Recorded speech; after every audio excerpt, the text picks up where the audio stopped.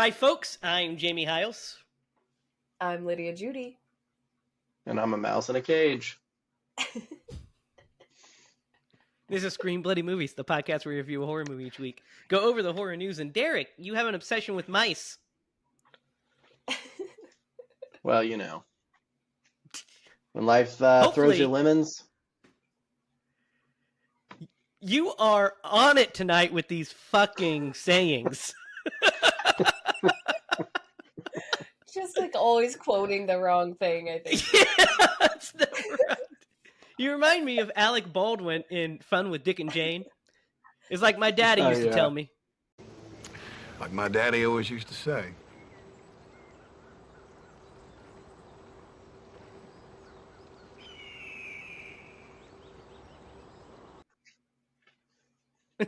That's it. Yep. So how are you guys doing tonight? I'm doing terrible. Oh, that's not good. I've been I'm sick doing better all than week. Lydia. That's true. That sucks. That's good to hear. Yeah, I'm just getting over it now, so yeah, I might be muting a lot because I've got a little bit of a cough, but I've got don't some forget to coffee. Yeah, Lydia, we're going to catch you on a couple of these. I know it. Well, you'll have to forgive me, okay? Well, I'm You want feeling forgiveness? as Get Not- religion. Not like Derek. Don't forgive Derek if he mutes. hey, I'm feeling as You don't great know. as You a get over whippersnapper on a cold day. You know that saying. You know, the old saying. The old saying, what comes around is a frog.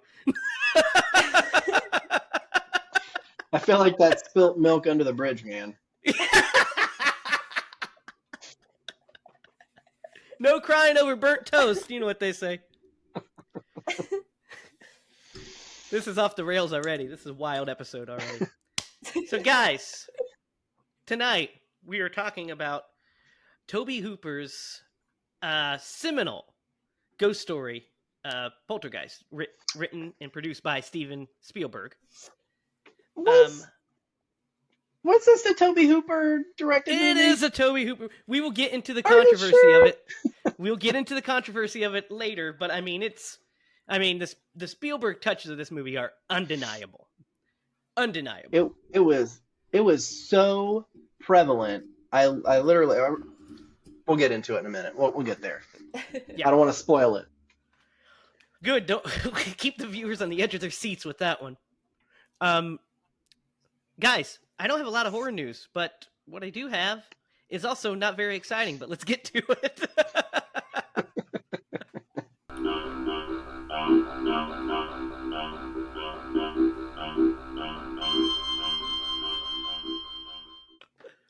We'll start with this one. This is exciting and pretty cool.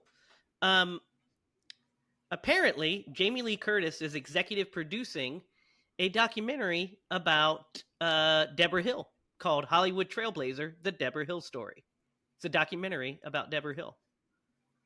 Nice. Yeah, so that's pretty great. What do you think, Derek? I think that's pretty awesome. Yeah. It's let's see. We don't have a release date or anything, but it is being made on behalf of Blue Finch Films. So it is going to be on the way. So I think that's great. Deborah Hill is an unsung character in film history, I feel like, a lot of times. Because she's, overshadowed by John Carpenter, which, of course, you're going to be overshadowed by John Carpenter. He is John Carpenter. John Carpenter. But, her contributions not only to the movies that she produced with Carpenter, the Carpenter Hill joints, but also, guys, Deborah Hill produced Adventures in Babysitting. Oh, dang. That's a good Which one. is one of my favorite movies ever. Such a good movie. Love it. Love it. Fun fact, when Sarah and I first started dating, we watched that movie, and then she burnt the soundtrack for me because I was talking about how kick-ass it was. It is a good... So that's a great soundtrack. That is sweet. That is sweet. Especially the old babysitting blues, Oh, yeah. That's what I thought of whenever you started talking about it. Nobody gets out of this club without singing the blues. So nobody gets out of this club without singing the blues. I always think about the guy that's yelling at her in the phone booth, "Get out of my house!" Yeah. And she goes, "You're in my house." And she kicks his slippers out and says, "You just moved." Classic. And freaking dude, Bradley Whitford as the boyfriend is hilarious in that too. So cool. So cool. Me and Jamie always do that. I feel like, Yeah. we're like, so cool. So cool. That's great. All right, that was our adventures in babysitting block. So let's move on to the next bit of horror news. Mm-hmm. Mm-hmm. So the latest Pet Sematary movie that we haven't seen yet or reviewed, that was streaming exclusive to Paramount Plus, is getting a 4K physical Blu-ray and DVD release. So that's great news. That's a way that people that don't have that streaming service can watch it. And it also is going to be available to rent or purchase digitally on December 5th, and the physical media is being released on December 19th. So I am all about physical media, so long live physical media. So that's great news that we're getting physical release of these movies. What do you think? Yeah. So that would lead me to believe that it got some decent play, Yeah, and they think that, it's worthy of distribution, which is now we're probably going to have to do it. yeah. I'm I really agree. hesitant because the other one sucked. Well, yeah, Pet Sematary remake is not good, but David Duchovny's in this guy, so we got to give it a shot, right? Yes. Oh, yeah. Derek, you'll Cross think my this is pretty. fingers. You'll think this is pretty cool news, but Yeah. Nick Pizzolatto, who is the creator of True Detective, the writer of True Detective, Yeah. is making a horror movie for Blumhouse. Really? Yeah. So, according to Slash Film, he said that Blumhouse contacted him to write and direct a horror movie. And he gave them the script last week, and apparently it's moving forward. They approached him and said, "Look, if you ever have an idea for a horror movie," and he says, "Actually, I have one idea for a horror movie, and I've had it for 10 years." And told them what it was. They liked it, and it's an occult detective story. So that's interesting. Well, I mean, Nice. you could have easily, I think, transitioned True Detective into a horror. So the fact that that is his baseline, Mhm. oh man, I'm all for it. That first season was fucking amazing. Yes, the True Detective second and third season. The third season is better than the second season. The second season is not great, but damn, that first season is literally one of the best pieces of media I've seen. Like one of the best stories I've ever seen, regardless of television, Oh, man. film. It's brilliant. It's brilliant. So yeah, I would be excited to see what he's putting out there. And then lastly, guys, this is very interesting. Netflix has announced. Well, basically, he explained that there is a standalone story, a script that they're working on right now for a sequel. That's set in the universe of the Fear Street movies. Mm. So they're making a new Fear Street. Nice. It says there's Okay. a standalone that we're working on right now, and we're once again trying to get the script right. But we like it very much, and so does the team. So if they get the script right, that's where it's going to be going. What are you guys' thoughts on that? That's exciting. It is pretty exciting. Yeah. I mean, we haven't reviewed those movies yet, but we all watch them and like them. So that'll be interesting to see where they take the story next after. Like I said, it's a standalone story, so it might just be set in the same universe. But that idea to do that trilogy of films, and then for the the pandemic to hit when it did, so they just released them all directly to streaming as opposed to the theatrical runs that they were going to get. That was an ambitious deal to film all 3 of those movies. Mm-hmm. Yeah, that's wild. And it was a gambit that paid off, obviously. So that wraps up the horror news. Like I said, not a lot going on this week. Not a lot. Now, I mean, it was like, sounded like The Undertaker was coming. I was like, Train. yeah, the train. I thought it was The Undertaker. Just the gong. Gong. I was like, are you guys shitting me? You brought Mark Calloway on the podcast? I intro. You know, this is a complete side note, but that's kind of what we do on this podcast. The Undertaker had the absolute best entrance, in my opinion. Oh, Jamie, what say you? The entrance itself, yeah. The entrance itself, yes. Yeah. The lights Well, go out depends- and you hear the dong.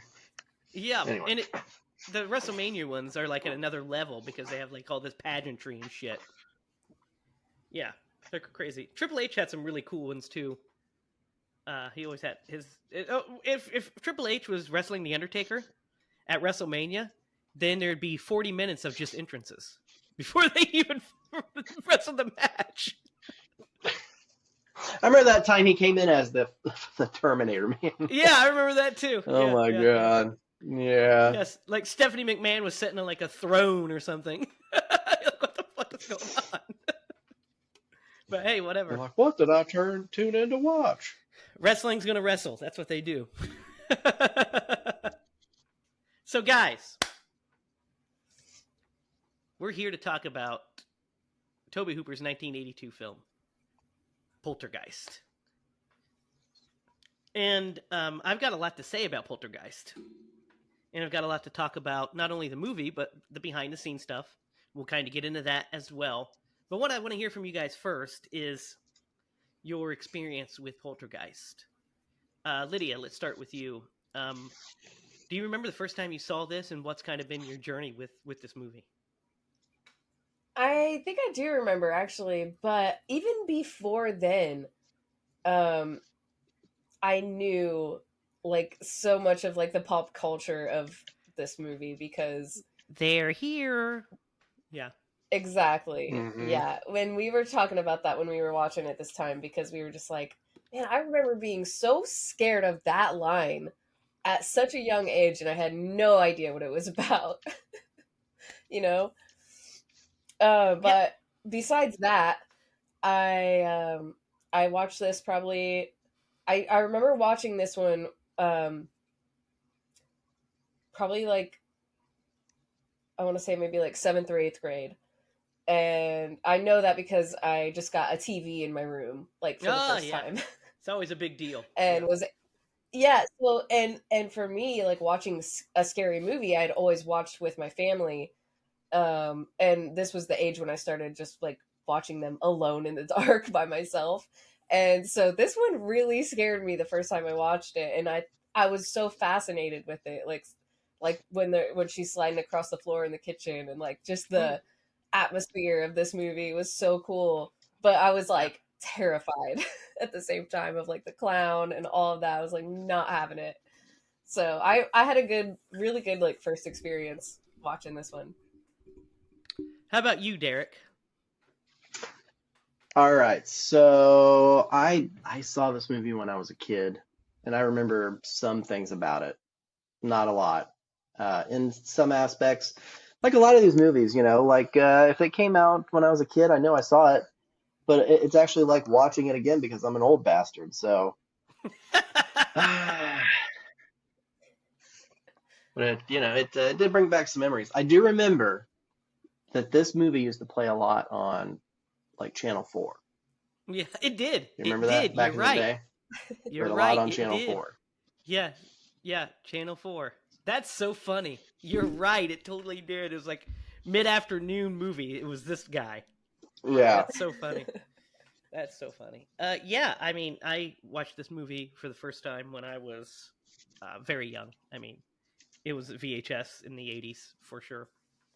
And then I think I definitely also watched it on HBO early when we had HBO. And what I remember most about this is I remember getting a VHS copy of it, a recorded one, I think, from my grandma, from Nanny. Her and my grandpa had a bunch of just recorded from HBO movies, right? So I think that's the first time I watched Poltergeist, was that VHS. And there's certain scenes that always stuck with me from being a little kid through now, because I've seen this movie a ton of times. Like, it wasn't just I saw it as a kid like you, Derek, where you saw it and haven't seen it in forever. I watch this regularly. It's in a rotation because it's great. And but the certain things that I always remembered was the steak crawling across the thing, and the I dude ripping his completely face off. forgot about that one. And the dude ripping I his forgot face about off. that one too.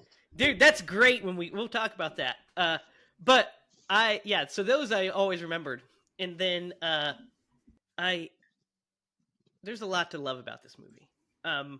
Let's start with talking about let's kind of talk about the characters real fast and kind of get into them, because guys, I've got to say, the Freelings are great, but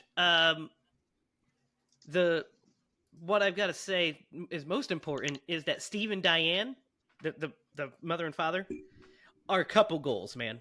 Couple goals. Yes. What do you mean by They're couple awesome. goals? They are the perfect couple, man. I love their chemistry together. I love their chemistry attitude is towards great. each other. Well, they're just you can tell that these are two people that love each other, you know? Yep. And that just make each other laugh, and they have this like perfect like suburban middle class life, you know? Yeah. And they're great together. And their performances are knockout. Craig T. Nelson, coach himself, as Steve, is Yes. hilarious. And Jo Beth Williams is amazing in this and just drop dead stunning. She is very pretty, yeah. For sure. Like, her performance, performance is stunning. Like, it's just so good.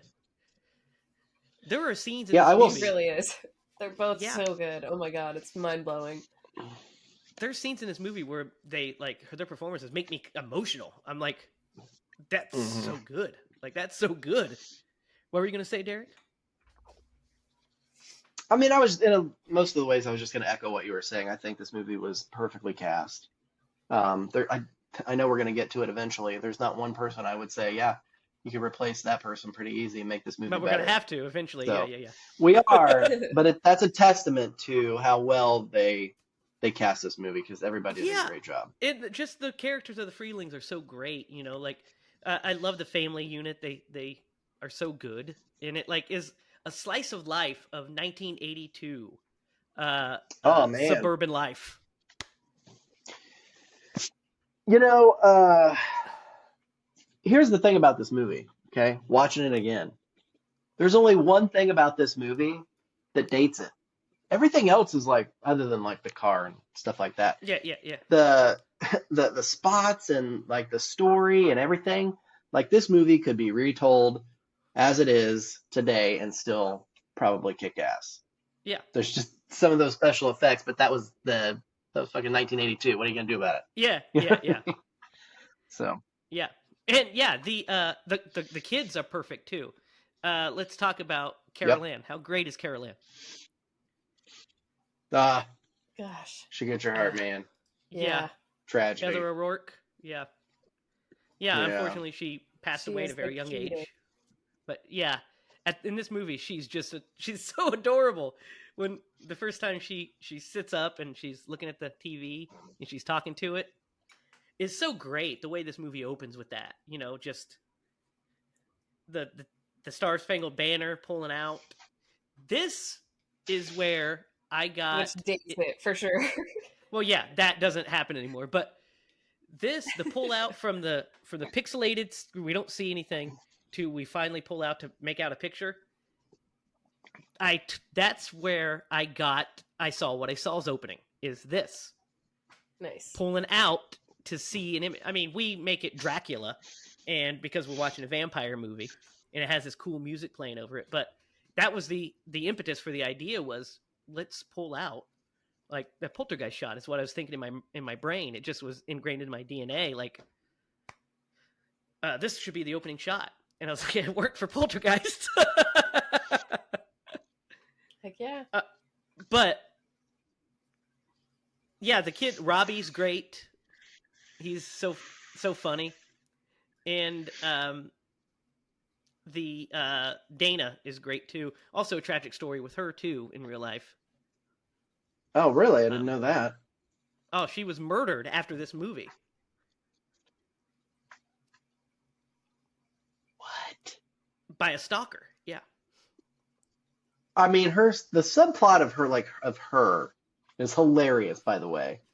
Yeah. Dude, there's a shot at the end of the movie. It's so funny. When she shows up when all the chaos is going on, she clearly has a fucking hickey on her neck. It cracks me up. I'm like, that is such a funny detail to put in here. That she legit just has a hickey. She's clearly just been hooking up. I know, and like her mom's like, we're gonna go stay at the hotel on like I-90. Oh yeah, I remember that one. That's a good place. Yeah, what? Huh? Oh, yeah. Reminds me of when I was in high school. Yeah, so funny. So funny. Yeah, so the casting is great. And of course, we can't not talk about... well, I think the paranormal investigators are also great when they come in. Dr. Lesh and stuff. Those guys are I didn't even great. remember them. You didn't? Really? No, the only investigator I remember is what's-her-face? Tangina? Who comes in... Yeah. Like, well, she's the most memorable. 2/3 of the way through the movie. Yeah, she is the most Zelda. memorable. Yeah, I completely forgot. Zelda Rubinstein, as Tangina, she's great. But yeah, she comes in and just knocks it out of the park and then just waves to the crowd and leaves. That's what she does. There's a scene, and we're kind of jumping all over the place, but dude, it made me crack up. I laughed out loud whenever she was like, and I'm going to go in, and she's like, you've never done it before. And the mom's like, well, you haven't done it either. And she was like, you're right, you should go ahead and go on in. Yeah. I love that too. You're right, you should go in. Perfect. Yeah, it's awesome. The setup to this movie is pretty great. Like, we're introduced to the family, and we get just a bunch of, like we said, we get the opening where we get a tinge of supernatural, but nothing really prevalent yet. Just Carol Ann talking to the TV and answering questions because Steve had fallen asleep while watching TV, which is 100% a dad thing to happen. I've not reached the state of dadism where that happens yet, but I'm sure it'll arrive. Dude, you didn't need kids. That's how your life was before. What are you talking about? Well, I mean, that's at like 11 o'clock at night sometimes. Yeah, I might do that, but yeah. Dude, my dad always falls asleep when the TV's on. My dad does too. Like, I think most of the movies that we watched as kids, Dad watched about 2/3 of them. And then we'd say, we're gonna turn it, and he's like, I'm watching that. I'm just resting my eyes. Yeah, been resting your eyes for like 30 minutes. And snoring. What the fuck are you talking about? Dude.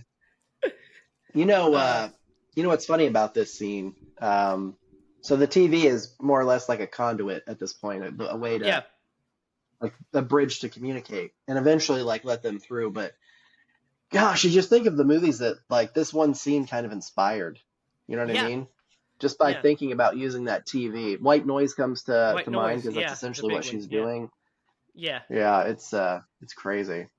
Yeah, it's great. And so the setup, like I said, is pretty simple. That starts, and then they start experiencing supernatural stuff fairly quickly. Yeah. And then it escalates. Then it de-escalates a little. Then it goes fucking bonkers. And I love that's the pace of this movie. You know what I love about that part? Whenever they start to experience the paranormal stuff, like your first reaction would be like, yeah. Well, actually, I think that they took it very well. Like whenever she first sees the chair move, and then like whenever it piles up, and I'm not gonna I'm not gonna lie. Like after that, it cuts to the dad selling a house, and I was like, did they just sell their house because that happened? And then that's not what happened. Yeah, yeah. He's a real estate agent, but she takes it like so open mindedly, and I'm just like, Well, man, it's that would because of probably the freak me out. yeah. So Maybe I that's what I'm would gonna leave. kind of talk about is the reason that it does because we establish them as parents. We establish them as who they are. So we get these. My favorite scenes of this movie, besides the terror and stuff when that happens, is the scenes of them just the Spielbergian scenes of them slice of life in 1982, like the football game scene where they're switching with the remotes. Hmm. Is really funny and like Oh them man, just. only in the '80s. I know. They have just the clicker. It was the actual clicker. Um, Yep. so that stuff's fun, and then like them. My favorite scene of the movie is them in bed. Is them in bed smoking pot. He's reading a biography of Reagan, and they're just goofing off, being goofy married couple, and he does that bit in the mirror where he's like before after before after. I love that bit so much. Yeah, it's so good because it That sets cracks up their me up. characters to be these kind of open-minded, And when he's freewheeling. like doing like the diving, Yeah, Hmm. yeah, he's pretending to like be diving on the bed. That's so Yeah. good. yeah. It's great. It builds their relationship and it builds them as characters, so we know how it makes sense that they react the way they react when these things happen. So once the chairs that I love the way that chair reveal plays out too is like it just the chairs are all pushed out and she's like, oh, did you do that? No. She pushes them all in. We pan with her to the kitchen. She looks back and all of them are piled on top of each other, and she's like, because Carol Ann's been talking about the TV people, as she calls them, and she's like, TV people. She's like, yeah. Did you see him? And then we get that great next time we see them. She's like, Steve, you got to come in here and check this out. And we get that great bit of the suction bit, the sliding. What do you guys think of the sliding bit? Uh-huh. It's so fun. It's so fun. It is fun. No. I Mm-mm. love how excited she is about it. Like that's what makes the whole I know. thing. It's like Yeah. that's the opposite reaction that like anyone else would be having. She's Well, like, "Look at this, Steve this kind is of great." has Derek's reaction where he's like, This is I gotta figure out what dangerous. this is. What the fuck is going on? Yeah. But she's just so excited to see something that's like different and supernatural. That's part of our world, but more. Mm-hmm. The funniest is when Yeah, she and when puts she Carol is- Ann in the Football football helmet. The helmet. So adorable. Yeah. And she's Safety like, first, right? yeah. When she says, "Hey, Steve, come here and do it," and he's like, She's like, "It feels like you're being tickled on the inside, and the tickles pull you." And he's like, "We got to figure out what this is." And then they go to the neighbors, and this the scene with the neighbors is so funny. It's so funny. Yeah. They're Sarah was so like, they're just kind of like losing their minds a little bit. That's what like, how do Sarah you goes, even ask this? Sarah's like, "Why are they acting so weird?" I was like, "Well, because babe, they're trying to ask their neighbor if they've seen any hauntings, and they don't know how to go about it, so they're just awkward. They're out of their minds, so it's just, and they're also getting bit by mosquitoes, so it's awkward." He's like, "So She Hear that? smacks her face. anything That bit moved where on the- its own?" Yeah. That bit with the dad inside and the son, which, man, that son. Anyway, they're like, "Son, have you ever been bitten by a mosquito?" "I don't think so, Dad." Yeah, he's never been Good bit. Lord. Okay. Yeah, And it's never just like- been bit. Yeah, for and that. so that's so funny that happens. But then I love the scene where Robbie comes in and tells him that he's scared of the storm, and Steve goes and takes him into the bedroom and he teaches him how to count the storm away. is such a father-son thing. It's great. And my favorite It is. shot is he's leaving the room and he doesn't shut the door all the way and he stands there and he listens to him count the storm and then smiles to himself and shuts the door. I love that. It's so like just, sweet. And then he opens the door on Dana and she's on the phone. Carries him. Yeah, the way he carries him in. Yeah, I told Sarah, I was like, I can't wait to do that. That's going to be great shit. But piggybacks. Yeah. Yeah, but you got to be careful about that because they expect it every single time. The thing. The experienced dad is just like, don't overdo it. Don't do it now. I love when he opens the door and Dana's on the phone and he's like, and she hides it under the blanket. Good night, Dana. Then opens the door again. Get off the phone, Dana. It's so good. Yeah. But yeah, when the craziness starts with Robbie's, first of all, let's talk. The clown is creepy, just from the get-go, right? Oh my gosh. Oh, the telegraph, man. The telegraph. Yeah, they set that guy up and they wait so long to pay it off. Yeah, they do. And I knew it was coming, and have not, not have seen this movie in quite some time. I expected it to happen, and it never did, and you're just waiting for it, which is great. Sarah's like, great anticipation. That clown is creepy, and she's like, that clown better not come to life. She's like, and it didn't happen. Instead, the tree attack happens first, which, by the way, is fucking bonkers. Can you imagine? Yeah. You're just like, no, that tree just grabbed my son, I think, and tried to eat him. And then fucking Carol Ann just disappears into the closet. Yeah, and then the tornado. It just, this whole bit is bonkers, right? It just goes from 0 to 100. Yeah. Well, and we forgot the most famous line in this entire movie, which happened right after the dad put the kid back in bed, because the very next scene is them asleep and the kids are in there, which is such a great cut. Just classic. Such a great cut. Yeah. It is such a great cut because it was inevitable. And anyway, I love when sometimes it's annoying when it's like 5 o'clock in the morning and it's every single day, but yeah. Sometimes when Clark will come into the room, I'm just like, yeah, crawl in here, buddy. Yeah, that's cute. But anyway, but then and of course we get they arrive. Classic. We're here. They're here. Yeah, because they arrive, and then everything goes nuts. But when that whole scene is a great showcase for the special effects they had at the time, especially. Because the tornado, of course, looks dated, but the tree looks phenomenal because that's practical shit. The tree looks great, yeah. It just holds up so well. Just imagine as a parent watching a tree eat your kid. Yeah, I don't know what you. Yeah, I'd have been I'd have been in somewhere getting a goddamn chainsaw. Yeah. Call Ash. Cut that bastard down. Yeah.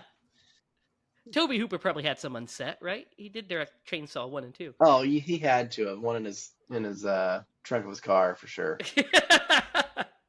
Always has one. Always. But yeah, Carol Ann goes missing and all that. But the next section of the movie is so great because we get like a time jump kind of. Like they go to the college to get help. And I like the fact that the paranormal investigators go and we get this extended investigation portion where they come in and they're like, I once saw a Matchbox car roll across the for 7 hours, and he's like, what happened? It took for 7 hours, and then for the migration to happen, and he's like, huh? And they open the door and everything's fucking flying around, and they're like, she's like fucking shaking her when she's trying to drink. Yes. Can you imagine? That's a beautiful scene. You just you spent your whole life like trying to get proof of supernatural, and you're trying to get these, and then this family's just like, oh, go upstairs to this fucking room, and it's like going wild. You're like, and they don't know what to believe. Yeah, because that guy, the one guy is still kind of like, I don't know, this could be hoaxed. The one guy is completely a skeptic. Yeah. And until he gets the worst of it. yeah, and then he gets Till he the doesn't brunt of want to it. come back. Exactly. Like that's what I'm gonna say. Like he so He got fucking bit, didn't he, when he went yeah, he upstairs gets to the room? bit first. He's like, something bit me. And A shark. then he says later, so there might be this, you know, it might be actually this, there might be a logical explanation, but I'm not going up there to look. Like, fair enough. Fair enough. Yeah, it's great. The scene where they communicate with Carol Ann through the TV, and she's like crying and stuff, that's where I was saying like it hits like emotional because her performance is so good in the music, the way like the Jerry Goldsmith's music weaves into it, it like just hits the right note, and I feel myself getting like misty-eyed while I'm watching. I'm like, man, this is fucking beautiful filmmaking, I think is what it is. I'm just like, oh man.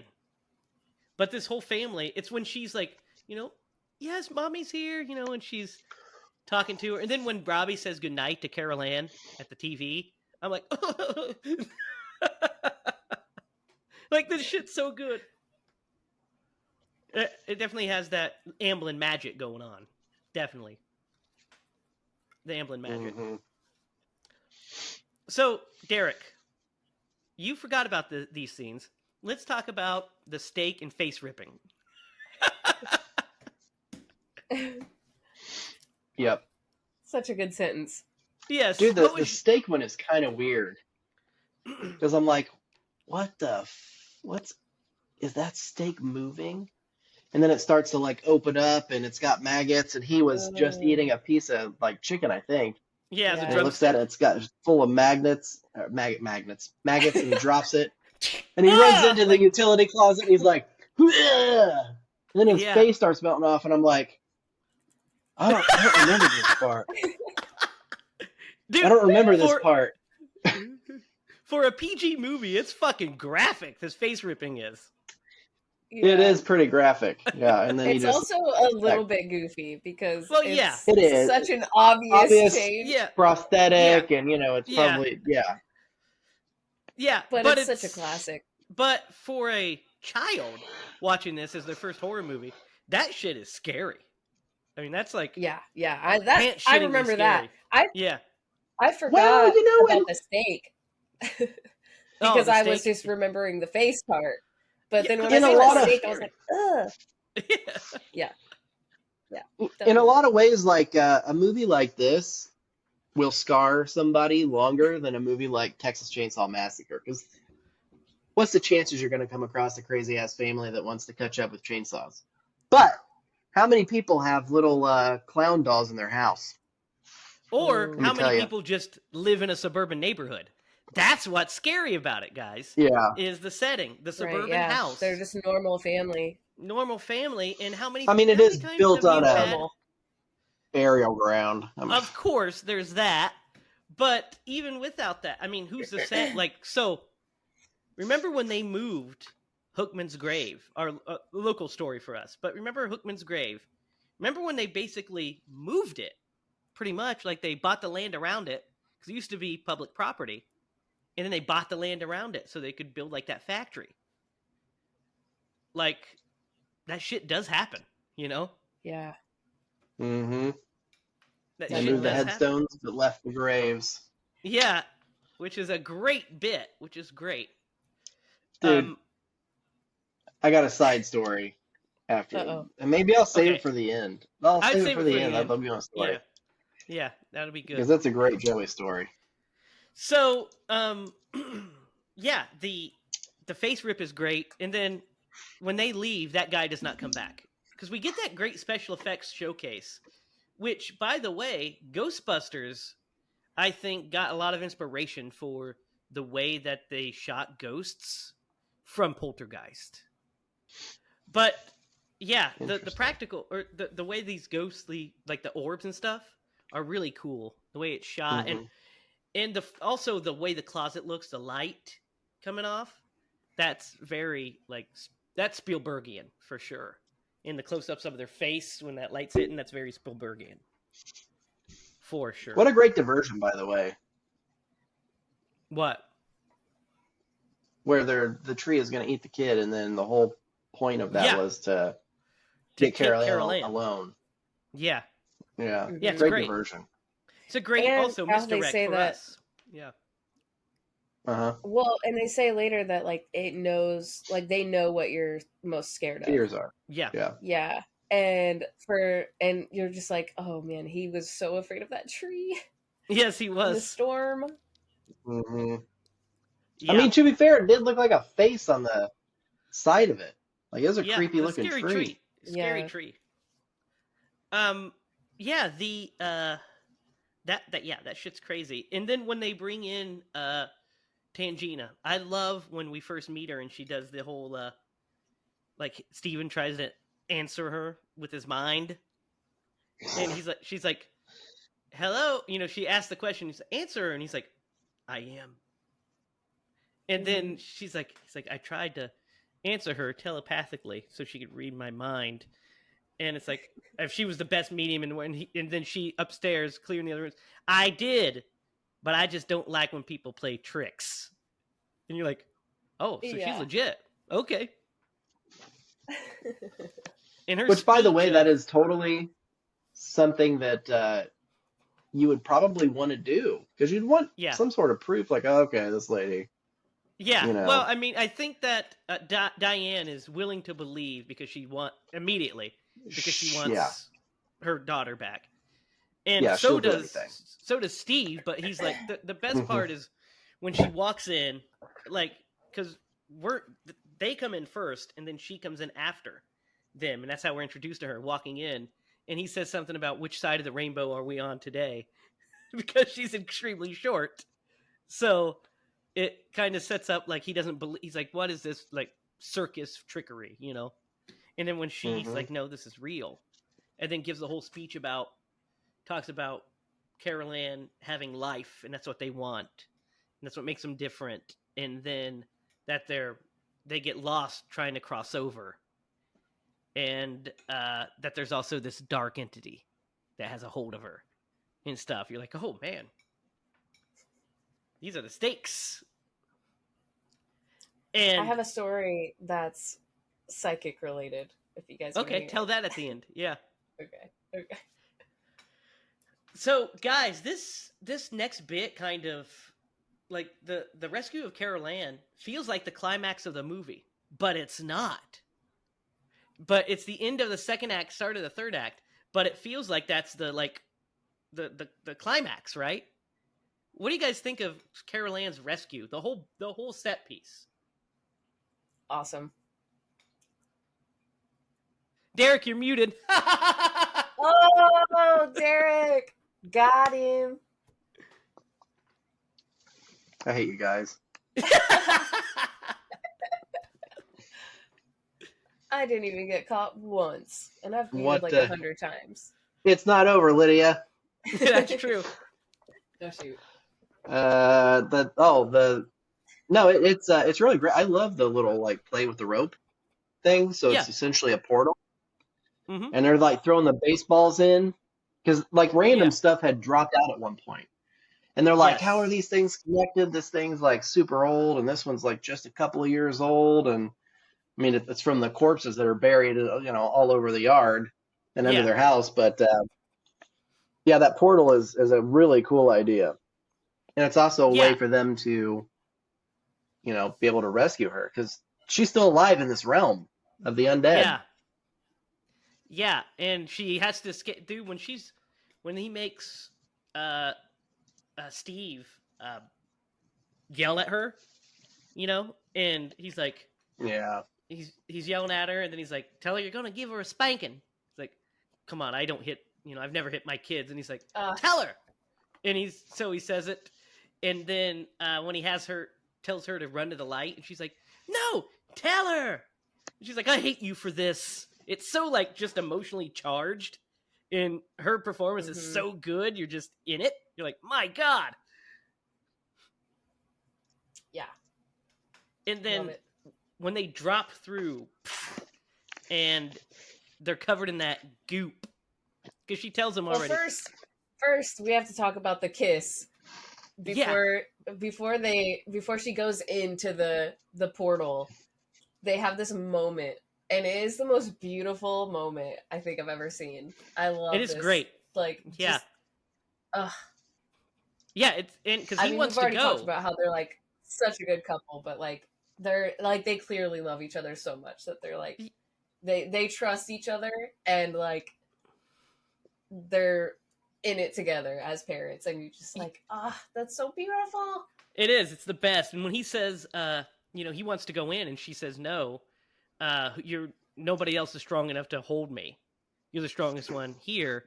So he's like, okay.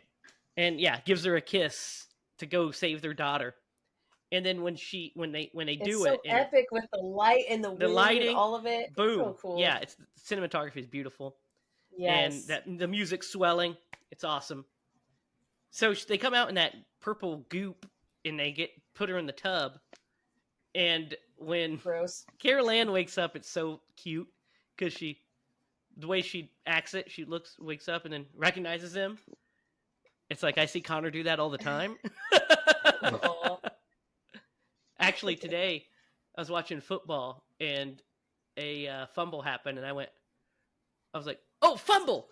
And I was holding him, and he jumped like fucking 15 feet out of my arms. I scared him on accident. He was like, I was like, "Oh, I'm so sorry, buddy. I'm so sorry." My bad. You're gonna have to get used to that, Connor. Yeah, for sure. So, for sure.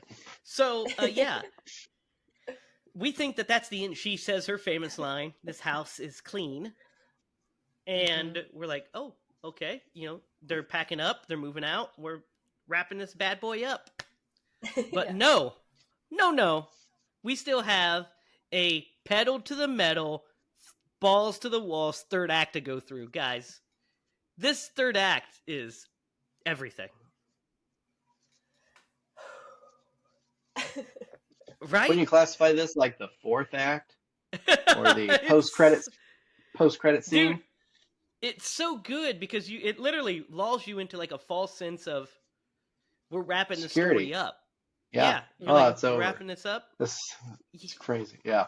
Yeah, and if you're not like if you don't have like you're streaming and you have the timer on, if you watch this in the theater for the first time, you probably went through this ride. You're like, oh, that was good. Where this is good. Yeah. But then the scariest shit happens now. Because we Yeah. get the clown scene, which Sarah did not appreciate that I made her watch. So we get the Yes, clown scene. Dude, there's something about that is so relatable. I don't know if you guys had that, but I definitely had that of just like looking at a toy in the dark, and you're just like, is that toy looking at me? Or, just Dude, that uneasiness.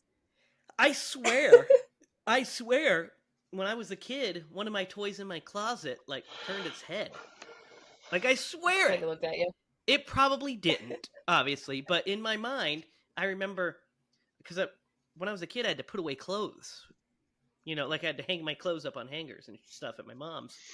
So I remember the closet's open, and up there I had like my tall Batman, and I had my tall Ninja Turtle, which is right here actually. So I had both of these toys, and I swear the Ninja Turtle like turned its head. It was like this, and it turned its head to look at me in my mind, and I was like, oh, and I ran downstairs because I was like, So then I came back upstairs afterwards, after I, was downstairs talking to mom and stuff, and she's like, you need to go put your clothes away. I'm like, mother. So I go back up. I didn't want to tell mom my toy's alive. So I went upstairs, and when I, open up the closet, that Ninja Turtle's laying on the ground, and Batman's like standing over him. And I was always like, maybe Batman kicked its ass for fucking scaring me. Batman was like, Probably what do you think you're doing? Yeah. I had a ceramic doll. No. That I kept. It's the only one like it that I had, but I don't know why. I don't know where it came from or what, but it was like in very nice condition. And so for whatever reason, I moved it into the closet so that it could not look at me at night. And I know the reason. It's scary. Guess what that doll's name was? Annabelle? It was Sarah. Oh! She's gonna hate that. Missed it by that much. Yeah. Yeah. Sarah was my favorite name when I was a little girl. I don't know why, but it was. Well, that's cute. Yeah. When I was a little girl.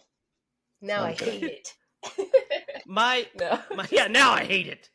My mom used to have some of those, and they were terrifying. She had like a room that had a couple of them, and Zachary and I were always like, Yeah. "Get rid of those things; they're hideous." Yeah, this one was very out of place in my room. There was nothing else like it. It was So, strange. this ending, guys. When she's in bed, she's laying in bed, and it starts to attack her, is great. It's also phenomenal. Like it drags her up on the ceiling, clear around, pulls her down. It's like, oh my god. And then Yeah. she goes to get in the room, and we get that giant creepy creature. What do you guys think of that thing? I love it. Stuff of nightmares. It sounds Yeah. like a lion. Yeah, it's so scary, and she has to try to, get into the room. She gets knocked down the stairs, gets electrocuted multiple times, shot thrown around, but finally wheels herself up there with the kids and gets them out while everything's going crazy. The freaking corpses are bursting out of the floor. She falls into a pool. Yeah, knocking cars over. She falls into a pool of just skeletons and corpses. Which, Awesome. Which according there's to a story urban about legend, those. yeah, according to urban legends, they're real corpses. Those are real skeletons. Well, and there's go ahead. I'm sorry to interrupt No, you. Go ahead. No, go ahead. I think the story that I heard was that they used them because they were less expensive than getting artificial skeletons. Yeah, a lot of movie productions. That's what I have heard. Basically, they're scientific skeletons. Like that's what a lot of back in the day. Your skeletons of like the body in your anatomy classes were real skeletons. Mm-hmm. They're people that donate their body to science. So that's what they use. So some of these were like real skeletons, which is, gross, but whatever. But it all goes crazy because that's when Steve arrives and realizes that, the shit's going down and the corpses are popping up. That's when he realizes you moved the cemetery, like you said earlier, Derek. You moved the headstones, but you built over the bodies. So that's why they're so pissed off. And then the house gets sucked into this other worldly dimension. It just like crushes in on itself. It's a great image. Yep. And they nope the fuck out of there. And they were already set to leave. Yeah. But this was okay, we're done. I mean, their house is gone. They really can't go anywhere, they got out of there, and the owner of the property is like left with this neighborhood in ruins and this house fucking disappearing in front of his face because he built on a burial ground. And then the ending is so great. They go to the hotel all exhausted, and then he fucking pushes the TV out like, I'm good on this. This is a no for me, dog. I love what that do you guys scene. think? Fool me once. You won't get fooled again. Go ahead, Derek. Finish your. That's your what I was great- thinking of. Fool me once. Shame on me. Fool me twice. Won't get fooled again. Yeah. George W. Bush. Yeah. That's what he was. Yeah, you're right. Fool me once. Shame on you. Fool me twice. Won't get fooled again.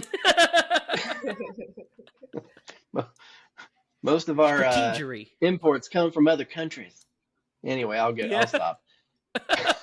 He had some fucking bangers. He had some banger quotes. He did. No, it's perfect and it's beautiful. I would have wheeled that TV out as well. I might have checked it into the front office so that someone didn't like steal it and then you're liable for it. But yeah, especially those TVs were expensive back in the day. There. Yeah. What do you think of the ending, Lilia? I love it. It's great. Yeah, it's pitch perfect, right? Pitch perfect for the tone. Mm-hmm. So let's I talk agree. about the tone of this movie. Let's talk about the movie in general. So, first of all, when they're watching TV, here's a little inside baseball for you. When they're watching the TV and they're watching that black and white movie, Spencer Tracy movie, Mm-hmm. that is a guy. That's a guy named Joe, is what's playing on the TV. A Guy Named Joe was remade in 1989 by Steven Spielberg as Always with Richard Dreyfuss and John Goodman. Great movie. But when what's interesting about that is Spielberg wanted to remake A Guy Named Joe as early as 1982 when he was developing E.T. Poltergeist. So he told he's talking to the executives and hey, he screened it for him. Hey, I really want to remake this movie. And then he said, I also have this ghost story. And he pitched them Poltergeist. Hey, so this is the other movie I really want to make. And they're like, yeah, we like that one. Let's do that one.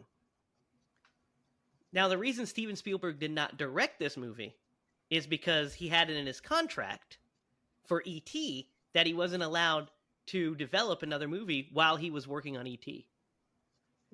So, but they wanted to get Poltergeist fast-tracked into production. The start date was, they basically co-aligned, so he wasn't allowed to direct Poltergeist. Therefore, he hired Tobe Hooper to direct it, based off of a script that he wrote. He wrote the story, and he co-wrote the script with, let's see, what are the names of the co-writers? He co-wrote the screenplay with Michael Gryas and Mark Victor. So, Tobe Hooper's brought in. Steven Spielberg is the writer of this movie, wrote the story, and is also the producer of this film. So, we kind of touched on it earlier in the movie, or earlier in the podcast. This movie has a distinct Spielberg vibe, right? Yep. There are certain scenes in this movie where, like, it couldn't have been anybody other than him. And if Tobe Hooper was the one who directed those, I'm sure that Steven Spielberg was like, "Hey, this is my vision for this scene," and he just interpreted that, and So it had to be because the scene in the bedroom where she says they're here is 100% Spielberg, 100%. Yeah, in the kiss is 100% Spielberg as well, right? I mean, Yeah, the lighting, it's E.T. I mean, we get that kind of stuff in E.T., right? Those same images, and we get them in Close Encounters, the lights in the sweeping close-ups. So here's the story from the best that it can be pieced together from the people that were there. It goes like this. Tobe Hooper was the director of this film, though Steven Spielberg was a very hands-on producer on this movie. Because you see, this was Spielberg's first foray into producing a movie that he developed from the ground up. So he's the writer, he's the producer. His vision is going to be on screen, regardless of who's calling cut and action and blocking, right? So Spielberg was on set a lot. And varying accounts go, Zelda Rubinstein, who plays Tangina, she stated that she was on set for 6 days, I think, and she said that Steven Spielberg directed every single one of her scenes. Wow. Other people like Joe Beth Williams and Craig T. Nelson are more diplomatic and say that Spielberg was hands-on, but Tobe Hooper was their director. Then there are other people that are saying, that straight up say, no, Tobe Hooper's the guy. So basically what it boils down to is what we see on screen is a combination of both, because I think that the storyboards and I think that the concept or the vision of the movie is 100% Steven Spielberg's. It's just too Spielbergian not to be. But I also, from all the research I have, know that Tobe Hooper directed this thing. So I think that it was a collaboration, and that's what Spielberg basically said. Because he put it, because the DGA did an investigation into this in 1982 to see if Tobe Hooper was getting because Spielberg's credit was originally before Tobe Hooper's, I think, is how it worked down. Because he was claiming authorship, and they did so they were going to say that there's the producer's credit was bigger than Hooper in the trailers, which nowadays happens a lot if your producer is fucking Steven Spielberg. That's going to be the first name you put on anything. But Right. so there's an investigation into it, and it was determined that he was there. So what Frank Marshall says, the creative force of the movie was Steven. Tobe was the director and on set every day, but Steven did design for every storyboard, and he was on set every day except for 3 days when he was in Hawaii with Lucas. However, Hooper stated that he did fully half the storyboards. So what we're getting at is Spielberg said that this was a collaboration between the two filmmakers. He appreciated Tobe Hooper giving him the autonomy to have this vision, and he gave Tobe Hooper the autonomy to steer from this vision when he deemed necessary. But him having storyboarded it, it sounds like it was, yes. That's why we get those big Spielbergian shots, is because I'm guaranteeing those are the ones that Steven Spielberg storyboarded and said, this is what we need in the movie. And Tobe Hooper's like, all right, you're Steven Spielberg. This is my first studio movie. Sure. Yeah. This is a question, and I doubt that you'll be able to answer it, but you have way more knowledge than I do. Do you feel like there's in any interview that he's given animosity that Tobe Hooper has towards Steven Spielberg, or maybe it doesn't seem like it. And Spielberg put out a press release in the Hollywood Reporter, an open letter, in 1982 saying, regrettably, some of the press has misunderstood the rather unique creative relationship which you and I shared throughout the making of Poltergeist. I enjoyed your openness in allowing me, as the writer and producer, a wide berth for creative involvement, just as I know you were happy with the freedom you had to direct Poltergeist so wonderfully. Through the screenplay, you accepted a vision of this very intense movie from the start, and as a director, you delivered the goods. You performed reasonably and professionally throughout, and I wish you great success on your next project. So, yeah, that's what I'm saying. So, apparently, the makeup effects team said Spielberg often had final say. So, the original version of the cancerous steak, for instance, was created by Reardon per Hooper's specifications, but vetoed by Spielberg. So, although the first steak did not represent what they wanted, Spielberg had the last say and said, well, no, that's fine, but it actually needs to look more like this. In 2015, Hooper, talking about the controversy, says that the rumors initiated from a Los Angeles Times article, which reported on Spielberg shooting footage of little race cars in front of the house while Hooper was busy elsewhere shooting another scene. So it sounds to me like there is a lot going on here, because other people are... The cameraman is saying that he reported that Spielberg directed the film more so than Hooper, saying that Hooper was nice and just happy to be there, and he creatively had input, but it was Steven's movie. However, Mick Garris, the great producer and master of horror, was a publicist on the movie and made several on-set visits, and he said that Tobe was always calling action and cut. Tobe had been deeply involved in all the pre-production, but Steven is a guy who will come in and call the shots. So you're on your first studio film, hired by Steven Spielberg, who is enthusiastically involved in this movie. Are you going to say, stop that, let me do this? No. So, basically what it comes down to is Hooper directed it, but Steven Spielberg was very much involved. So the answer to who directed Poltergeist is Tobe Hooper. The longer answer is whose vision of the film is on screen. It's Steven Spielberg's. I will say this, that is a testament to the character of Hooper, that, he wouldn't spill the beans, if that were the case.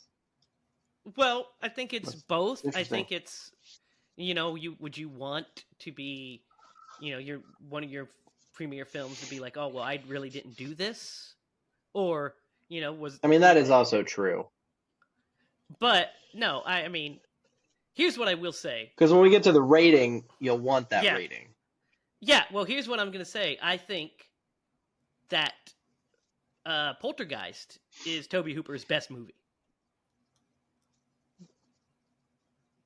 I do. I think it's a better movie than Texas Chainsaw Massacre, which I love. And I think it's a better movie than Texas Chainsaw 2. And all the other great films that Tobe Hooper made, I think this is his best movie. Would you guys agree with that statement? I would, yeah. Yeah. I love his other movies too, but yeah, this movie is just, I mean, like the acting alone is like so far out. Yeah. You compare the acting to this one to the acting in Texas Chainsaw 2, which I love, and they're not even in the same stratosphere. Right? Yeah. Mm-hmm. They're just not. So he had way more money to make this. This was his first studio movie. And I mean, you cannot argue Spielberg's influence on this thing. Especially when you compare this to something like the fucking Mangler. You know what I mean? Like, it's just like, there's definitely an influence on this thing. And he directed a wonderful movie. So guys, let's actually talk about our rating for this thing. I know we went into the weeds there with our, our history lesson. It's super interesting. It's fascinating, reason, yeah. and it's a thing that's persisted for ages. I remember there was a point where I was 100% into the Spielberg directed this camp before I started hearing more inside stories and stuff, and was like, well, I don't want to disrespect Tobe Hooper by saying that he didn't. You know what I mean? But what we're hearing a lot of is that he wasn't really involved in post-production at all on this thing. So that's another, thing. But, yeah, interesting. It's fascinating. You could talk about it for hours because it's just like, well, this shot seems like a Tobe Hooper shot. And this shot here seems like a Steven Spielberg shot. But to be fair, you could say that with one of our films, You could say, "Oh, that's a Sam Raimi shot, and that's a Steven Spielberg shot," but it's all directed by me. So, I mean, yeah, Sam Raimi wasn't on set with us, so no, it's a little more clear vision. Well, that is true. Yeah, I mean, if Sam Raimi happened to be on set and there was this movie was shot like Sam Raimi, then you're like, I think Sam Raimi directed this movie, but I guess there is that. There is that. But if you had someone that had the experience and the knowledge and the vision, you would listen, you would respect that, and you would say, well, especially when it's your boss. Make the best movie we can as a team. Yeah. And it's your boss. He's the guy that hired you. Just like, he picked Tobe Hooper to direct this thing. So he picked him to direct it. Right. So it's like... Yep. Well, and... Yeah. Must have had an understanding. Yeah. You hear those horror stories. Yeah. And you hear the horror stories of films that are not good.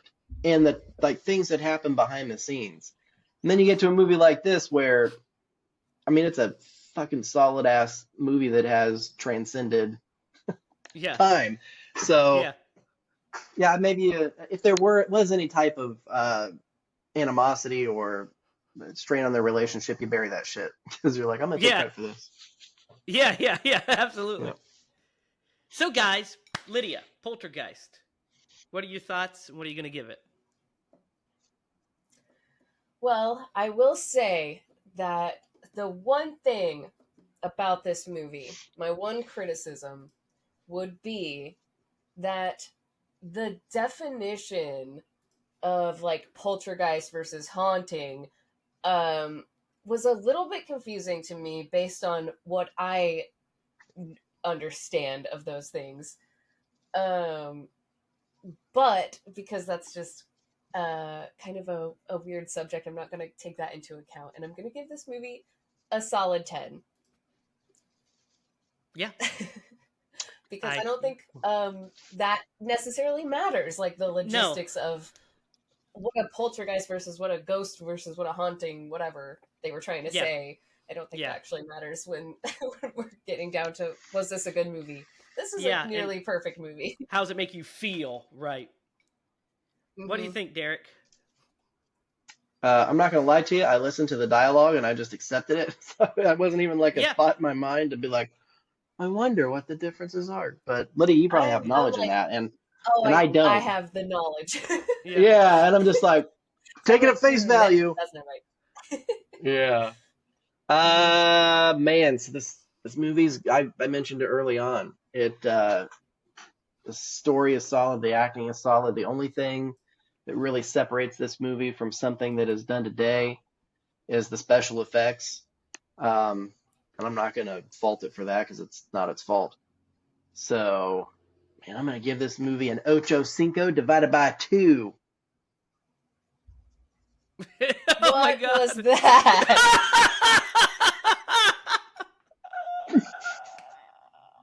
What just happened? Did you do that? No! Who did that? Jamie?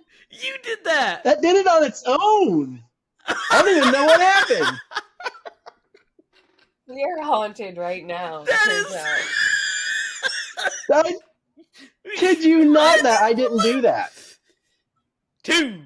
Is it your birthday? 8.5 divided by 2. That's not doing it anymore. I don't know what just happened. That was wild. All right. I'm going to do it again. 8.5 divided by 2. My hand's right here. I didn't do it. What? 8.5 do. Oh, okay. Let's try it. Let's each try it. Sure.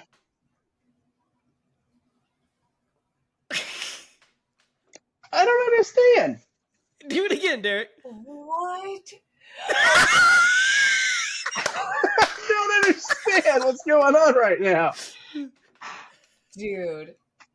I don't Derek. I don't get it. I swear my other hand is right here. Look. My other hand is... I don't understand. I don't know. I don't know. I was doing it. Oh my God.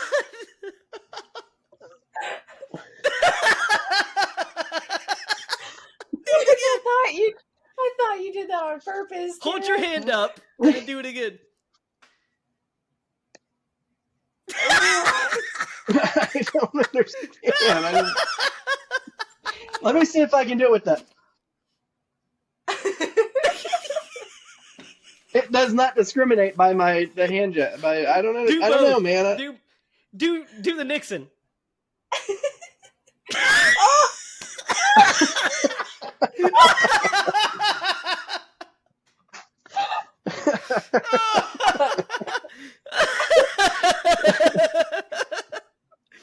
Oh my God. Oh, that did nothing. Nope. Hold up each number. Oh my of God. Your fingers. Oh my gosh. Nope. Nothing. No. Do 3. Oh. Okay. I don't know. Nope. Because your hand backwards. Turn it around. What happened? You were doing this. Turn your hands around. Yeah. Yeah. It's definitely your hands that's doing it. Yeah. Do number 3. Okay. Now, do the thumbs up like this, Derek. Yeah, that's a confetti. Alright, so double. Do this one. Doubles confetti. Nope. That's all right. This is priceless.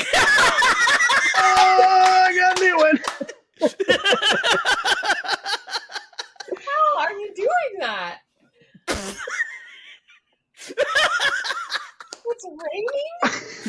Why is that raining? I don't know what the hell is that just the thumbs down? I wonder if it's because I have a green screen. I'm wondering Maybe. that too. Maybe.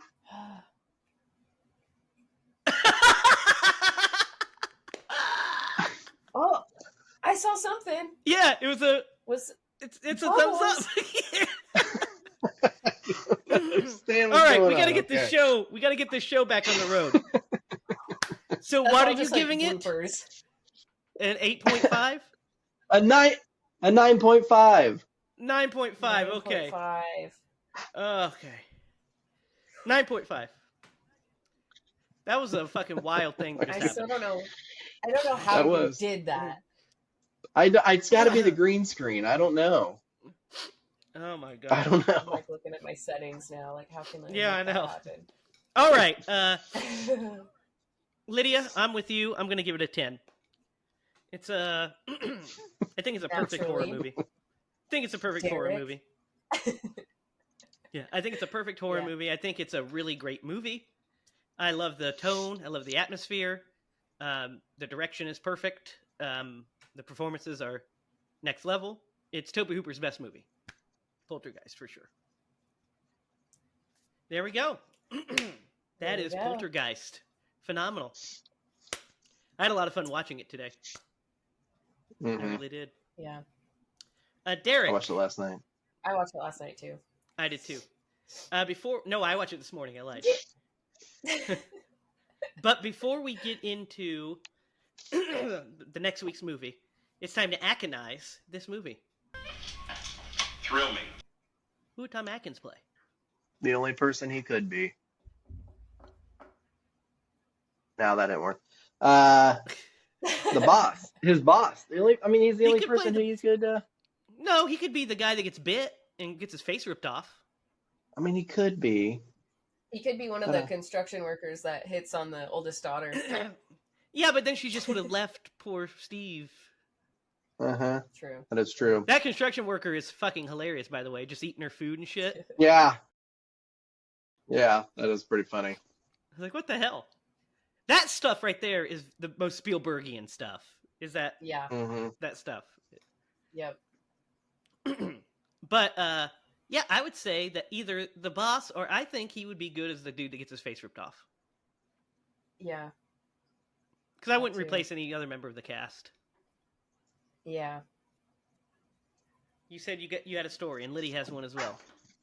Oh, yeah. What was my story? What were we talking about? We were Oh, talking about Joey. fifth grade. Yeah. Dude, this is hilarious, man. One day, so Joey and I were, so he did it with you, he did it with me. We probably all did it together at one point. We were like trying to come up with movie ideas, Oh, right? And he's yeah. like, man, what if we, there's people at a hotel, and the hotel was built on an ancient burial ground, and they're like trying to get away, or I forget the very specifics of it, but Joey totally pitched Poltergeist, but with a hotel setting. And I was like, I don't know, man. It's a little close to the vest, I think. Yeah. That's funny. Yeah, Joey did pit. Joey and I developed a couple of ideas back in the day. A couple that are pretty good, and then some that were like terrible. One that we pitched that was a bad one. So we had this running joke about a movie that was a film series. There was before the show Outlander came out. We named our fake movie Outlander because it was about a space bounty hunter named Ruffian Thompson that was to be played by Nick Nolte. That fought his He'd probably ancient take us up on nemesis. it now. That fought his nemesis, which were the nemesis were who was it? It was Don the Dragon Wilson as Ash Raines and Vern Troyer as Rhino Todd. Just like these terrible. We had another one that was to star Eric Roberts. It was called Lethal Enforcer, Oh, God. and it was about Detective Mike Murphy, who also has Don the Dragon Wilson as one of his friends, but his nemesis is played by Don Neum from Undefeatable. They were freaking so stupid. Let's see if Lydia, it'll tell us see what it does. about Run. your No, that didn't work. Yeah, tell us go ahead, about your sorry. psychic story. Okay, so one time, and I'm not going to mention the name or anything because I don't know anything if it's still there or anybody associated with it, but there was like this little like spiritual kind of shop opened up with like crystals and candles and stuff like that. And I was like, oh, I was into crystals and stuff, so I was like, I'm gonna go see what they got in there. And me and Jake go in there, and the woman behind the counter is kind of talking to us about the shop and stuff, and she said that they do like Reiki like stuff, and she said that her coworker is a psychic, and she gives like psychic. I don't know if she gives readings or what. She just said she was very psychic, and we like bought a couple things, I think, and we were checking out, and her coworker came out, and it was just kind of quiet for a minute, and I was like, in my head, I thought like out loud, like, oh, I wonder if she can like hear my thoughts right now. And I immediately in my head was like, oh God, don't think anything dirty. Like for whatever reason, that's where my mind went. And it was just quiet. And I'm thinking that in my own head, silent while they're ringing up the stuff. And she laughed out loud. Like, nothing funny happened. Like nothing, she laughed. And I was like, I kind of was like, and just some small talk. Oh, thanks. We'll be back, whatever.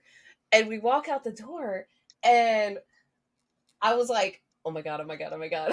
And Jake was like, I was like, you noticed her like laugh, right? And he was like, yeah, I thought that was kind of strange because like nothing happened. And I was like, I have to tell you. Oh man. So it was either a freaky coincidence or yeah. What store was this? She can't say. She said. Well, I don't want to say the name, but I'll tell you off. Okay, yeah. But yeah, it was a very weird coincidence if it wasn't directly. It seemed very direct, and the woman was telling us that she was like very psychic, like right before she walked into the room. So it was something for sure. That's interesting. Do you guys remember psychic hotlines? Yeah. Back in the day with like Miss Cleo and stuff like that? Mm-hmm. Yeah. Well, we didn't do Miss Cleo, but this is just a little tiny story. But one time, my buddy Andrew and I, we prank phone called the 700 Club. And like they were asking us all, and Andrew was talking about how he was like this married guy, and he was getting divorced, and they wanted him to pray for him, and he's like, "Oh yeah, pray for me," and he like said some stupid shit, and they hung up on us. But we were like, "Hey, you know what? Oh my gosh. Go big or go home." Probably called Pat Roberts a bigot because he is, well, was RIH. Yeah. But so guys. Interesting story, real quick, because it's directly related to what you were talking about. And I think you might have been there. We found a book that Bill had in the back of his car that was like the 7 portals to hell are real and all this stuff. And I tried, I couldn't not laugh because it was ridiculous. And I tried to call him, and when we were gonna like prank phone call him or talk to him, and I just like couldn't stop laughing. I had to hang up. But anyway. Yeah, the 7 portals to hell. I remember that. Yeah, it's one of those chick comics, which are, it's a whole other thing. But that wraps up this edition of Scream Bloody Movies. Be sure to like, share, comment down below on your favorite scene of Poltergeist and what you guys think of the controversy that surrounded the making of this film. Also, tell us what your favorite, if you have any favorite psychic ghost stories, let us know. You can follow us all online. You can follow Derek at DDoglyMaster. Follow Lydia at Lydia Spooky. And you can follow me at Racket. You can also follow us at HiLaProductions.com and on Facebook at HiLa Productions. Be sure to stay tuned for some updates on the movie. we are in the casting phase now, and we'll have some updates on when you can see the opening scene of this thing that we're about to film, and kind of how you can help make this movie a reality. So stay tuned for that. But in the meantime, remember, for Derek Lemaster and Lydia Judy, I'm Jamie Hiles. If you're going to scream bloody movies.